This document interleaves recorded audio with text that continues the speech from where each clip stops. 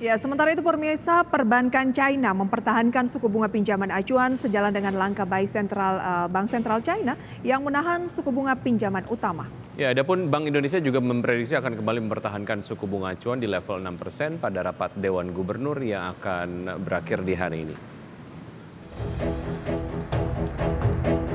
Perbankan China mempertahankan suku bunga pinjaman acuan sejalan dengan keputusan Bank Sentral. Hal ini memperkuat perkiraan bahwa pelonggaran moneter lebih lanjut akan dilakukan pada awal 2024. Bank-bank komersial pada Rabu kemarin menetapkan suku bunga pinjaman utama tidak berubah, termasuk suku bunga 5 tahun yang digunakan sebagai referensi untuk kredit perumahan.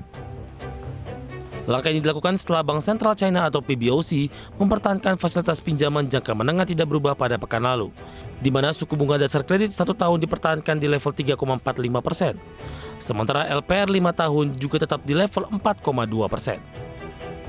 Sejalan dengan langkah PBOC mempertahankan suku bunga acuan, dan The Fed yang sebelumnya juga mempertahankan suku bunga, sejumlah kalangan pun memprediksi Bank Indonesia akan mempertahankan suku bunga acuan pada rapat Dewan Gubernur Desember 2023 yang berakhir pada hari ini.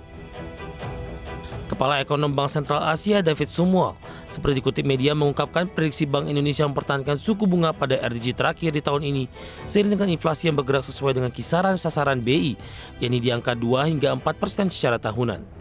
Adapun Badan Pusat Statistik mencatat inflasi pada bulan November lalu sebesar 2,86% secara year on year. Prediksi Bank Indonesia akan mempertahankan suku bunga tersebut juga sejalan dengan kemudian nilai tukar rupiah juga bergerak stabil jelang akhir tahun.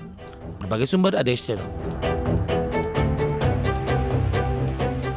Sementara itu pemirsa, bursa saham Amerika Serikat dilanda aksi profit taking pada Rabu mengakhiri rally mengesankan dari Wall Street.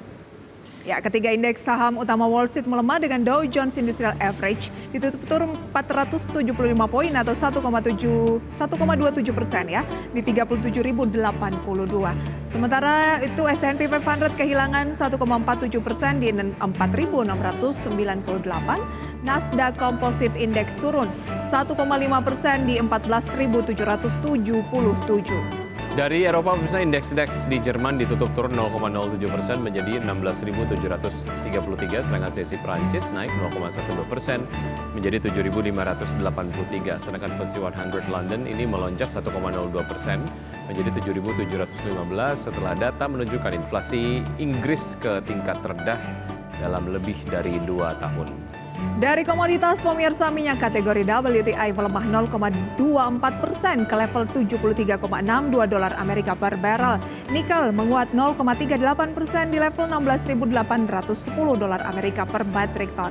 Emas melemah 0,01% di 2.044,1 dolar Amerika per troy ounce dan CPO menguat 0,47% di level 3.790 ringgit Malaysia per ton.